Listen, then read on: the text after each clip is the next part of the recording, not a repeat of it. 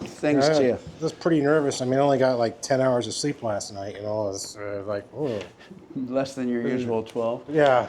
So. Welcome to the Downtown Dogs. My name is Jimmy Rogers. My guest today watched our Dave Hoffman interview, reached out afterwards to tell me that for a guy who looks like Mary Tyler Moore. No. It's Marlo Thomas. Marlon Thomas, the interview was actually pretty good. All right, yeah. So naturally, I invited him on the show. Jim Sandberg and I have been friends since 1985 when we were both renting rooms over on 17th Avenue Northeast. I hadn't seen Jim in many years, and frankly, we reconnected the other day, and I barely recognized him.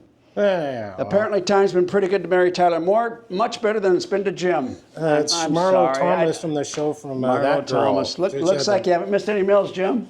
No, have not missed any meals, no. I got to say, though, you're looking pretty good for 80 years old. I don't know who wrote this stuff. It's just not... Well, I'm 79. It's easy for me to remember because I graduated in the class of 69. So what's your secret? Ice cream sandwiches? First in line at the buffet. First in line. You know. Of course, Jimmy went on to tell me that my purple shirt made me look like Jimi Hendrix's wife. Yeah. So you can see neither one of us have matured since 1985. We golfed together, partied together, laughed together, certainly never held back the insults. Jim was also my very first client when I became a stockbroker. That worked out, well, not so well. But I was prospecting business one night at the Zoo Tavern. Jim was up on stage singing an Elvis song, karaoke. Somehow that led to me becoming a stockbroker, and believe it or not, our very first investment together was a home run. Yeah, you remember that was pretty awesome. Yeah, it was. I had options on Pillsbury and stock. And stock, and then the stock went up a few points. It went up a few points, and then they announced they got bought out. You called and said, "Why did my options go up double, and my stock only went up 25%?" Right. Sold all the stock, bought nothing but options. 100% options, our first trade. So you bought 100%. Not suitable whatsoever. No, probably illegal. But I was risk averse in those days, so. That Monday, Pillsbury was bought out, and Mr. Sand-Trap quadrupled his money. We thought we were financial geniuses. Yep, I had like $15,000, and I'm like, I'm going to go down to watch the Husky football game down in Los Angeles. What year was that? 80? It was like 86. We went down. I drove down in my convertible and watched the game down in the Coliseum. Coliseum's kind of a scary place there after dark, but it was there. The game was like a 1 o'clock kickoff. Well, it's one of the largest venues in the United States also. So if you go down there as a team and you win, I mean, that's one thing. But just to get that experience, you can't buy it anywhere. I mean, that's where Muhammad Ali carried the torch. There's a lot of history at that place, and it's huge. I know, it's huge. So when we picked up Sam Darnold, knowing his background, his history, 3 years in the Coliseum, then he goes and gets beat up as a rookie for the Jets. And he goes through the playoffs and no interception. All of a sudden, he's in his early 30s. He's a pure pocket passer. Yeah. We won a Super Bowl. I love the guy. I know, he's awesome. Now, we bought a stock called ProSight, which was supposed to prevent baldness. Did it work? That's why I'm wearing, well, actually. It did work, didn't it? It did work. So the stock went to zero, as expected. Yeah, because there's more than one cures for baldness. We saw Ray Charles. Yeah, Ray Charles. He played 45-minute sets. Up on Aurora, wasn't it? Yeah, it was Parker's. That's what I saw at Parker. Linwood, Parker's, yeah. Wasn't that amazing? You could just go up there and watch Ray Charles. Yeah, and the Rayettes were fantastic, and he finished, every time I saw him, he finished the song "What I Say." Can you sing that for us right now? Or well, I'm not very good at karaoke. I can do "Beyond the Sea" though, Bobby Darin. Okay, well maybe later. You're gonna do it now. Somewhere beyond the sea. Somewhere beyond the sea. She's there waiting for me. Nice My job. lover stands on golden sand and watches the ships go sailing. Anyways, that's it. That was pretty darn good, Jim. We saw Johnny Cash. I never did get to see Johnny Cash. You didn't come down to L.A. and see him? No. But I saw Bo Diddley 5 times and Chuck Berry 3 times. John Cougar had a heart attack. Yeah. He had a heart attack. We didn't see him. No, I saw him. George Thorogood. We saw George. I saw George Thorogood. John Cougar had some of the best backup singers in a band. He was pretty good. Is that right? Yeah. And Dennis Quaid playing Jerry Lee Lewis because he came out with a movie. Yeah. And then he decided to go on tour, which was brilliant. We decided to go see him because Jerry Lee Lewis is great, and he didn't play any Jerry Lee Lewis songs. He didn't, did he? No. It was up on Aurora again. Yeah. It might have been Parker's again. Yeah, that was a fantastic place. A lot of great nights, a lot of great stories. Then you went on to you sold me a 3-story unobstructed view condo of East Lake. Yeah, looking out over Lake Union. I think it was like $185,000, and then I got bored, and I think I was partying a little too much in Seattle, so I sold it. Oh, okay, good. And I broke even. All right. $185,000, and now it's worth 2.5. It's probably worth at least $1 million. Oh, it's well over $1 million. Well, anyways, it could be. Well over $1 million. Anyhow, the party seemed to follow me. Anyhow, it didn't get away from anything. But so lots of a long history of friendship, a brilliant financial decisions we've made. You did open up the door, which accelerated my climb up the Wall Street ladder, which unfortunately I would drink myself right back down. And life has taken both of us on quite a ride since those days. Jim is now a father of 2 daughters. Yes. One's a pilot. How old's your second daughter? She's 32. Okay. Yeah. That? No, boy. 30. No, 35. Yeah, you better get that right. Yeah, and the oldest one's 40. My gosh. Yeah. When did that happen? Jim's extremely well-read, a Seattle faithful sports fan. Yeah, my dad was original season ticket holder with the Seattle Supersonics. Okay. Back in the '67 season, so I got to go to some of the games and Bob Rule. And got to see Lenny Wilkins run up and down the court, and Dick Snyder, guys like that. Fantastic. Original season. What was your favorite NBA team besides the Sonics when they came in town? Celtics, maybe? By far the greatest rivalry was the Portland Trailblazers. And they had Dr. Ramsey. Jack Ramsey was their coach. So it was the best passing team. They had Tordswick, Walton. And this guy that Lionel I really Hollins. wanted on our team was Maurice Lucas, the Intimidator. Enforcer. Oh, I love the guy. He's right, where is he? He's up on the wall somewhere. He got to play for the Sonics for 1 year. That was pretty cool. He was, he was a really class act. But and my dad had been a season ticket holder there at Husky Stadium for the football games in the 50s. So back in the 50s. So your dad graduated from the UW? So your mother also, or? Well, my mom went to Wazoo, but the cool thing is that if my dad, if it was a game early in the season, nobody wanted to go see it if they were playing like Pacific. So I got to go to some of these early games in the year, and that's where I saw my very first fan favorite guy was a guy named Harvey Blanks. Harvey Blanks. Harvey Blanks played for the Huskies, and what position? He was a tailback. Is that right? And he also returned kickoffs. Okay. And so I'm this little kid, about 7 or 8 years old. Who'd you go with? Oh, my dad. Because all of his friends were probably hung over or something. And it was like, well, I'll have to take the boy. So, and Harvey returned like a punt. And I was like, he's my favorite player. And everybody was that year was just talking about O.J. Simpson. And I said, Harvey Blanks is better than O.J. O.J.'s got nothing. He was that good. Where was Harvey from? Chicago. Oh, is that right? Chi-town. Isn't that something? He came out to Seattle. Yeah. University of Washington. It's kind of sad though. He got banged up in spring practice, and then he led a revolt, and about 5 players walked off the team, off Jim Owens' team. So, but you probably know all about that. So. No, I did not actually. Oh. I did not. Now, you're a very well-read individual. When I first met you, you had like 8 books open on counters and tables all around your place there. Yeah. Reading all 8 at one time. Well, what are you Jim, Girls of Penthouse, those are magazines. Those don't count. Yeah. Okay, I stand corrected then. But what are you reading right now besides Penthouse? Raymond Chandler. He wrote the guy Philip Marlowe was a detective. Humphrey Bogart played him in a movie, and you like detective even books? James Garner played him in another movie. The one with James Garner, he's got Bruce Lee, and Bruce Lee tears up his office. It's a pretty good scene. What book would you recommend to the Downtown Dogs audience right now? Well, my favorite book is probably one called Roughing It by Mark Twain. Mark Twain takes off on a stagecoach. In like 1860, he was a draft dodger. Well, he didn't have to, but there was the Civil War, and he took off with his brother, who had been appointed governor of the Nevada Territory. Mm-hmm. And some things happened to him. He embellished the story a little bit, which I've never embellished any of my stories. Never. Now, you recited a quote the other day about living life well as a younger individual. What was that? Oh, my Who was that quote by? And my quote that I came up with is I've got Cal Ripken, Babe Ruth disease. You swing for the fences and you play every day. Because Cal played every day. You swing for the fences. And Babe Ruth, he could have hit 400 easy, but who wants to watch the Babe bunt? Right. So he was always swinging for the fences. What was the quote? That was it. Swing for the fences and play every day. No, there's another one about living life well or while you're young. Oh. It was just yesterday. I can't Which remember. is way too far back. Huh. Well, anyways, maybe we'll come up with it. I got my quote in there, so.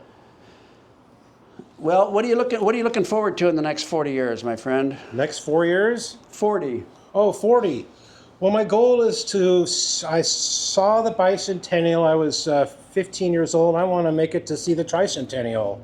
Which will put you at? 115 years old. And you turned 66 in 11 days? No. Well, in about a month, yeah. So, what's your birthday? I mean, I've got a chance. I mean, the good thing is when I'm 100, I'll figure I still got 15 years to go. And a lot of people don't even think they'll make it to 80. So, you got to plan ahead.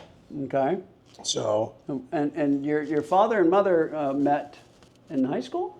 Well, no, they had a blind date. They had a blind date. Yeah. It was back there. What schools did they go to? Well, my mom went to Wazoo, so she was a Cougar. Before that. Oh, well, she was there in Union. Is that in Union, Washington. My dad was a Grizzly from Hoquiam. Hoquiam, that's true. Yeah, Hoquiam. When you think of Husky football, what two words come to mind?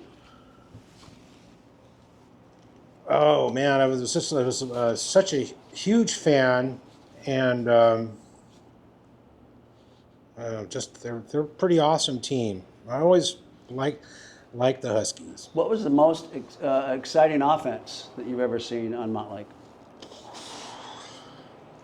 Well, when we had Napoleon Kaufman and we had Mark Brunell and Billy Joe Hobart, they were switching positions, and both Brunell and Hobart could run about probably 4.5 40s, and Brunell could run a 4.2 40 when people were chasing him. Couldn't stop him on a third and short, third and medium. He'd outrun. Roll out. Now, what about the Penix with DeBoer? That was pretty exciting. Well, for me, the other guy was Marcus Tuiasosopo. Okay. He had like 5 come from behind wins. It'd be 3rd and 12, and Marcus could either put the ball and run it, or he'd throw it, and the guy just, if he just got that senior year he had was maybe the best senior year of any college, any Husky I ever saw. Do you have a favorite Husky moment?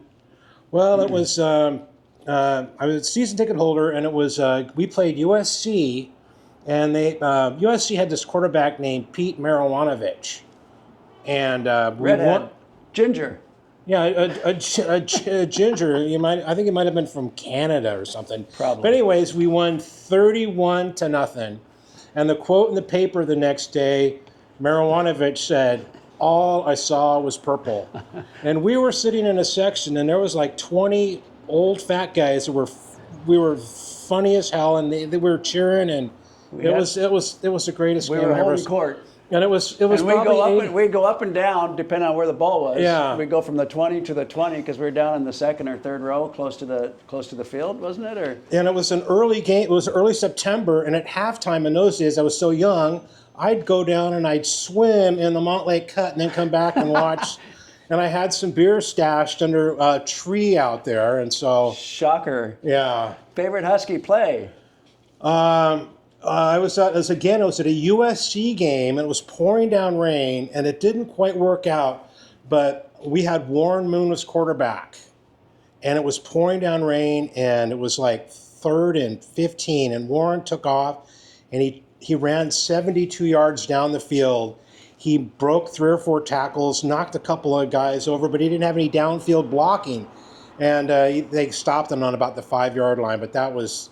The play just kept going and going, and it seemed like it was in slow motion almost. Yeah, and he was strong. He just stiff-armed guys. He was kind of like a slow motion Walter Payton kind of thing. Best quarterback: Six Killer, Flick, Pallure, Burnell, Penix, Damon Williams Jr. I really was impressed with Mark Brunell because they kind of did an option with him, and you couldn't tell if he had the ball or if he handed off. He was, even when he turned into a pro, he was just tricky. Where would you put Sopo. Sorry for interrupting you. Where would you put Jack Thompson in that group? Well, he played for the Cougars, and he's got maybe the best nickname. I mean, throwing Samoan. Sonny Sixcolor was already named. He already had a nickname. That's his name. I know. That's not his nickname. I know, that was his name. So he was exciting too. Favorite running back: Joe Steele, Jock Robinson, Napoleon Kaufman, Hugh McElhaney, or it was Harvey Blanks. And then it was Joe Steele, because Joe could do everything. He even had a pass. He even completed a pass, I think, to the quarterback one time, and he had great lateral speed. He could open field run. I mean, he was awesome. Nose guard: Ettman, Doug Martin, Ronnie Holmes. Well, actually, it was Mark Giroux. Mark Giroux went to my high school, and I was rooting for him. He was like a 225-pound nose guard, and then his senior year, Coach James said, you're not going to make it as a nose guard. We'll put you at inside linebacker. And he went right in there, and he played like 8 or 10 years for the Jets. Yes, he did. So in Mark Giroux's very first game, I'm at the game. I was on the kickoff team, and he recovered a fumble. Mm-hmm. And I'm like, man, this guy, he was a really cool guy, too. Yeah, he was awesome. I think it was the Rams, but I might be wrong on that one. He was drafted by the Jets, and maybe he did end up on the Rams. Yeah, mm-hmm. He got injured like all the NFL guys. So is Mark Giroux your toughest Husky defender of all times? Yeah, he was. That's the hardest. There was a guy who was hard hitter was Ray Horton. Ray was a hard hitter. He was a punt returner, and he could do a lot. And there was a strong safety guy named Bill Cahill. He also returned kickoffs and punts. So a defensive guy that could return kickoffs and punts and hit hard was always, I'm going to go Kenny Driscoll. Kenny Driscoll was you did not want him at best. Husky defense, team defense, and I could give you a hint. Well, we'll see. Truly was the Steve Ettman team. I went down to watch the game in Eugene, and we held them to minus 50 yards rushing, and it was 3rd and 20. And instead of going for it, the Beavers punted. Couldn't believe it. They basically gave up. They gave up. They wanted the clock to run out. It was, yeah. Who do you think was the greatest Husky football player athlete of all times? Well, it might be Napoleon Kaufman because he wasn't that big. He was electric. And he always slipped a tackle, and he could catch the ball. He'd even go down and block downfield. And you could just tell by the way that Napoleon walked and stuff like that. Even he did this Heisman trophy pose after one of his touchdowns.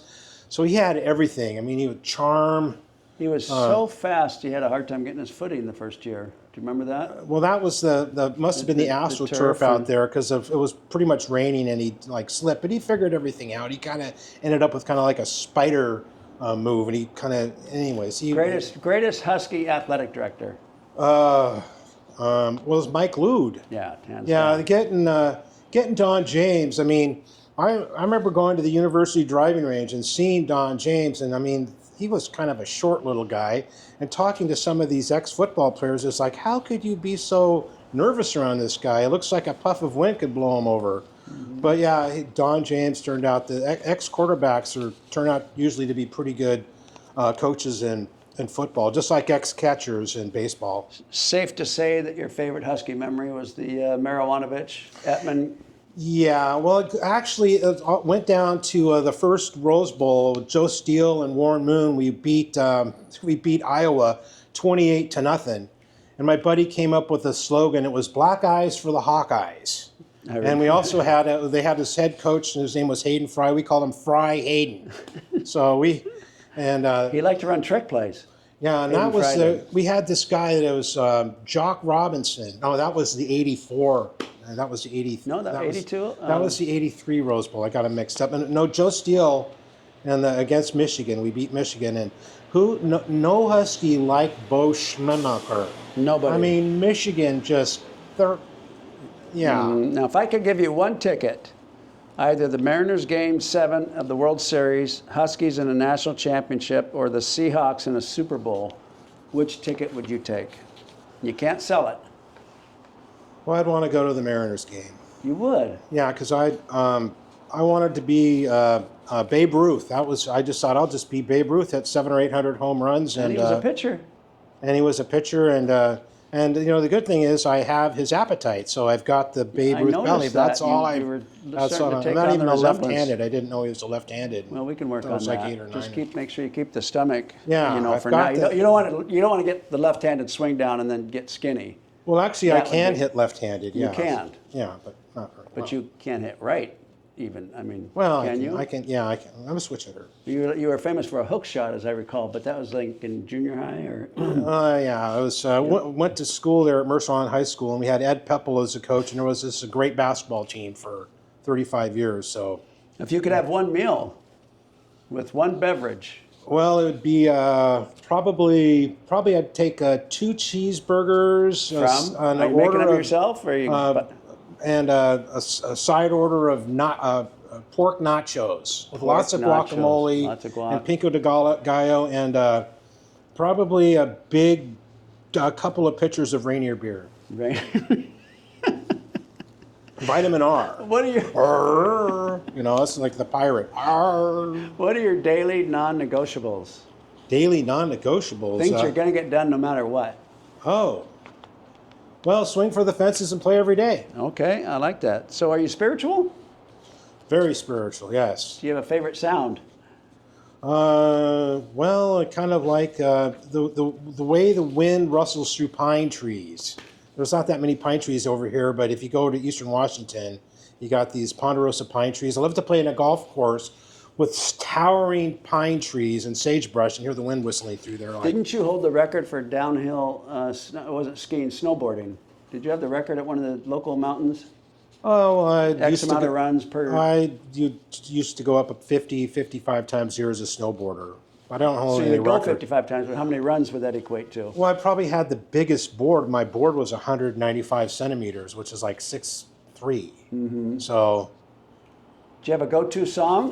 Would it be the Bobby Darin? Well, it would be Break On Through to the Other Side by Jim the Doors Morrison. live in Detroit when they had John Sebastian. Oh, my gosh. And playing harmonica. So, and another one is, it's by old Elvis, Polk Salad Annie. Do you want to give that one a shot? She's a straight razor toting woman. Lord have mercy. Wah. That's all I can do. I can't do Elvis. First concert?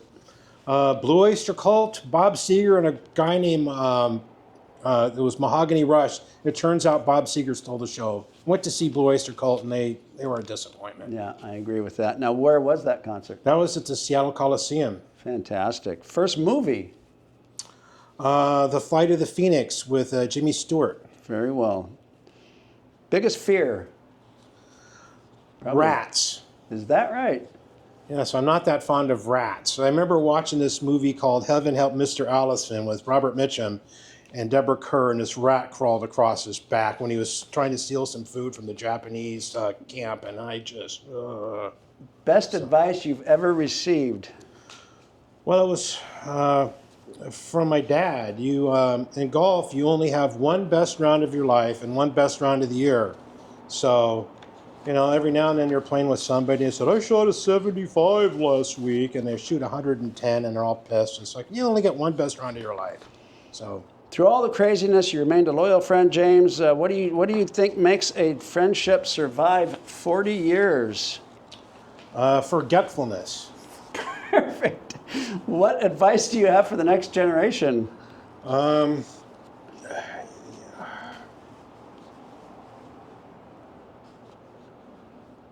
Stop and smell the flowers. Very good. Now, at age 75, what are you most grateful for? Oh, well, actually, I'm 65. 65, I'm sorry. Yeah, what are you grateful for? Well, so far, I still have pretty robust health. Mm-hmm. So, yeah.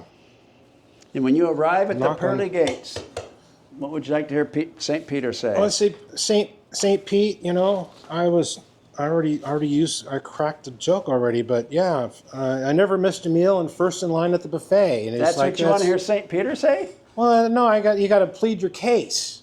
You know, so I'm like, yeah, first in line at the buffet and never missed a meal. And I'd be, well, that's good. My friend went to 4 no-hitters, and there's only been 21 in all of baseball history, so he's in. So I don't know if I make it, but I also have good looks. I mean, maybe they let good-looking guys in. I don't know. Yeah, that might be might get you through. Yeah.